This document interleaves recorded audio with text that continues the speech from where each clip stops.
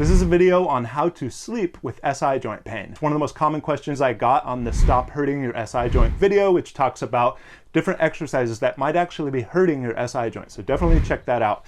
For sleeping, you want to understand a little bit about the anatomy of the SI joint. A lot of people complain that side sleeping hurts the SI joint, and that's totally true because of the anatomy. We'll take a look at Scully here and see that the SI joint right here on both sides has the pelvis attached to it, and there's a bit of a 45-degree angle here. And so anything that's not matching that 45-degree angle is going to be putting torque on the joint. And so basically the best way to sleep with SI joint pain is to sleep at a 45-degree angle. And so if you can see Scully here, if we turn him onto that perfect flat angle of that 45 degrees, he's not going to stay. So you want to get something like a bolster or a pillow, and we'll demonstrate this 45-degree position, and then I'll show you a couple other positions as well if that doesn't work for you. All right, so we have our model Marina here, and this is a good example of a bolster that you can use. You can just place it right behind your back, and now she can roll back, and ideally you would have some pillows under or between your knees as well. Lots of pillows is going to be very helpful for you.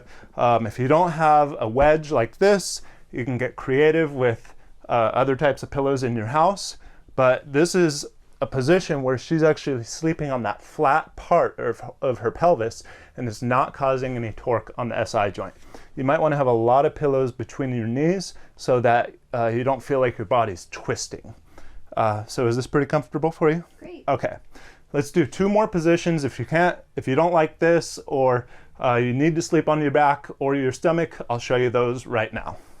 So for the back, basically what we want to do is we want to pile the legs as high as possible. And so as many pillows as you can get. It's just going to be causing a little bit of distraction on the spine, which should feel good. And also it's taking the hip flexors out of the equations, because the hip flexors actually pull on the spine and they can cause a little bit of stress on the SI joint. So if you really pile your legs high, it gets the back of the pelvis nice and flat with the bed, and that should feel pretty good. And so the last position is the prone, or sleeping on your stomach. So we'll take all the bolsters away, and you're going to want a pillow for this one.